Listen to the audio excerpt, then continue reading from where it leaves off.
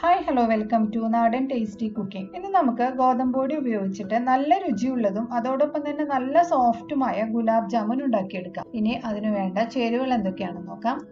ഗോതമ്പ് പൊടി 1 കപ്പ്, ഇളം ചൂട് പാല് 1/4 കപ്പ്, പാൽപ്പൊടി 1/2 കപ്പ്, ബേക്കിംഗ് പൗഡർ 1/2 ടീസ്പൂൺ, നെയ്യ് 2 ടേബിൾ സ്പൂൺ, ഏലക്കപ്പൊടി 1/4 ടീസ്പൂൺ. ഇനി ഷുഗർ സിറപ്പ് തയ്യാറാക്കാൻ വേണ്ടിയിട്ട് 1/4 കപ്പ് പഞ്ചസാര, 1/4 കപ്പ് വെള്ളം, ഏലക്കായ ഒരു 3 എണ്ണം എടുത്തിട്ടുണ്ട്, നാരങ്ങ നീര് 1 table spoon, rose water 1/4 teaspoon. Fry ചെയ്യാനുള്ള ഓയിൽ. ആദ്യം തന്നെ നമുക്ക് അതിന് വേണ്ട ഡോ തയ്യാറാക്കി എടുക്കാം. അതിന് വേണ്ടിയിട്ട് വലിയൊരു ബൗളിലോട്ട് നമ്മൾ എടുത്തു വെച്ചിട്ടുള്ള ഗോതമ്പ് പൊടി, പാൽപ്പൊടി, 1/4 ടീസ്പൂൺ ഏലക്കാപ്പൊടി, 1/2 ടീസ്പൂൺ ബേക്കിംഗ് പൗഡറും കൂടിയും ചേർത്തിട്ട് ഒരു ഫോർക്ക് ഉപയോഗിച്ചിട്ട് ആദ്യം ഒന്ന് നന്നായിട്ടൊന്ന് ഇതുപോലെ മിക്സ് ചെയ്തെടുക്കാം. അതിനുശേഷം 1 ടേബിൾ സ്പൂൺ നെയ്യ് ഒഴിച്ചു കൊടുക്കാം. എന്നിട്ട് കൈ ഉപയോഗിച്ചിട്ട് നന്നായിട്ട് ഇതുപോലെ മിക്സ് ചെയ്ത് കൊടുക്കാം. ഇനി നമുക്ക് ഇളം ചൂടുള്ള പാല് കുറേശ്ശായിട്ട് ഒഴിച്ചിട്ട് ഇതുപോലെ നന്നായിട്ട് കുഴച്ചെടുക്കാം. അപ്പൊ കുഴക്കുന്ന സമയത്ത് ഗോതമ്പ് പൊടി ആയതുകൊണ്ട് കൈമലൊക്കെ നന്നായിട്ട് ഇതുപോലെ ഒട്ടിപ്പിടിക്കും, അത് കുഴപ്പമില്ല. ഇനി നമ്മൾ ബാക്കി എടുത്ത് വെച്ചിട്ടുള്ള 1 ടേബിൾ സ്പൂൺ നെയ്യ് കൂടി ഒഴിച്ചിട്ട് നന്നായിട്ട് ഒന്ന് സോഫ്റ്റ് ആയിട്ട് കുഴച്ചെടുക്കാം.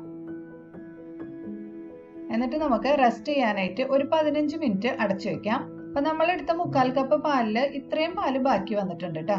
ഇനി അടുത്തതായിട്ട് ഷുഗർ സിറപ്പ് തയ്യാറാക്കാം. അപ്പൊ അതിന് വേണ്ടിയിട്ട് ഒരു സോസ് പാൻ വെച്ചിട്ട് അതിലോട്ട് 1/4 കപ്പ് പഞ്ചസാരയും 1/4 കപ്പ് വെള്ളം കൂടി ഒഴിച്ചിട്ട് നന്നായിട്ടൊന്ന് മിക്സ് ചെയ്യാം. എന്നിട്ട് ഫ്ലെയിം ഓൺ ചെയ്യാം. ഒന്ന് ബോയിൽ ആവണ വരെ വെയിറ്റ് ചെയ്യാം. ഇടയ്ക്ക് ഇതുപോലെ ഒന്ന് ഇളക്കി കൊടുക്കാം. ഒറ്റനൂൽ പരുവൊന്നും ആവേണ്ട കാര്യമില്ല കേട്ടോ. പഞ്ചസാരയൊക്കെ മെൽറ്റ് ആയതിനു ശേഷം ഒരു 7 മിനിറ്റ് നന്നായിട്ടൊന്ന് തിളച്ചാൽ മതി കേട്ടോ. ഈ സമയം ഈ ഏലക്കായ ഒന്ന് ഇങ്ങനെ പൊട്ടിച്ചിട്ട് ഇട്ട് കൊടുക്കാം. ഇനി അതിനോടൊപ്പം തന്നെ ഒരു 1/4 ടീസ്പൂൺ റോസ് വാട്ടർ കൂടി ഒഴിച്ചിട്ട് നന്നായിട്ടൊന്ന് മിക്സ് ചെയ്ത് കൊടുക്കാം. അപ്പോൾ റോസ് വാട്ടർ 1/4 ടീസ്പൂൺ ഒഴിച്ചാൽ മതി കേട്ടോ, കൂടുതൽ ഒഴിക്കേണ്ട കാര്യമില്ല.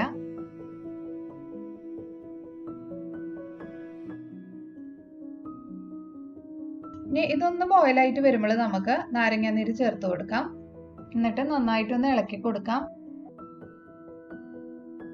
ഇതുപോലെ നന്നായിട്ട് തിളച്ച് തുടങ്ങുമ്പോൾ ഫ്ലെയിം ഓഫ് ചെയ്തിട്ട് മാറ്റി വെക്കാം. ഇനി നമുക്ക് ഫ്ലെയിം ഓഫ് ചെയ്യാം കേട്ടോ. ഇനി 15 മിനിറ്റിന് ശേഷം നമുക്ക് ഡോ ഒക്കെ ഒന്നും കൂടി നന്നായിട്ടൊന്ന് കുഴച്ചെടുക്കാം. നല്ല സോഫ്റ്റ് ആയിട്ടൊന്ന് കുഴച്ചെടുക്കുക. അതിനുശേഷം ചെറിയ ബോളുകള് ഇതുപോലെ ഉണ്ടാക്കിയെടുക്കാം. അപ്പൊ തീരെ ക്രാക്കൊന്നും വരാത്ത വിധത്തിൽ നന്നായിട്ട് ഉരുട്ടിയെടുക്കണം കേട്ടോ ഇതുപോലെ. ഇനി ഇത് ഫ്രൈ ചെയ്തെടുക്കാം. അപ്പൊ അതിന് വേണ്ടിയിട്ട് ഫ്രൈ ചെയ്യാനുള്ള പാത്രം വെച്ചു കൊടുക്കാം. അതിലോട്ട് ഓയിൽ ഒഴിച്ചു കൊടുക്കാം. ഞാനിപ്പോ സൺഫ്ലവർ ഓയിലാണ് ഉപയോഗിക്കുന്നത്. എണ്ണ നന്നായിട്ട് ചൂടായി വരുമ്പോൾ ഇതുപോലെ ബോൾസ് ഇട്ട് കൊടുക്കാം. ആ ഫ്ലെയിം ഏറ്റവും ലോയിൽ വെച്ചാൽ മതി കേട്ടോ. ഫ്ലെയിം തീരെ കൂട്ടി വെക്കരുത്. ഫ്ലെയിം കൂട്ടി വെച്ചിട്ടുണ്ടെങ്കിൽ പെട്ടെന്ന് തന്നെ കളർ മാറിപ്പോകും. ഏറ്റവും ചെറിയ ഫ്ലെയിമിൽ വെച്ചിട്ട് ഗോൾഡൻ ബ്രൗൺ കളർ ആവണ വരെ ഫ്രൈ ചെയ്തെടുക്കാം.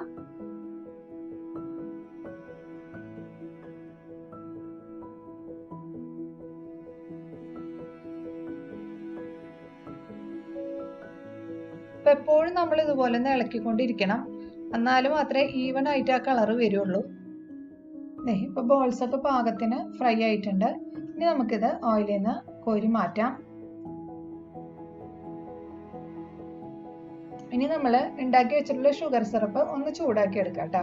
നല്ല ചൂടുള്ള ഷുഗർ സിറപ്പിലോട്ട് വേണം കേട്ടോ ഈ ബോൾസ് ഇട്ട് കൊടുക്കാനായിട്ട്. അത് പ്രത്യേകം ശ്രദ്ധിക്കണം. ഇനിയിപ്പോൾ ഞാനിതൊരു വേറൊരു പാത്രത്തിലോട്ട് മാറ്റിയിട്ടുണ്ട്. ഇനി ഇതിലോട്ട് ഈ ബോൾസ് ഒക്കെ ഇട്ട് കൊടുക്കാം.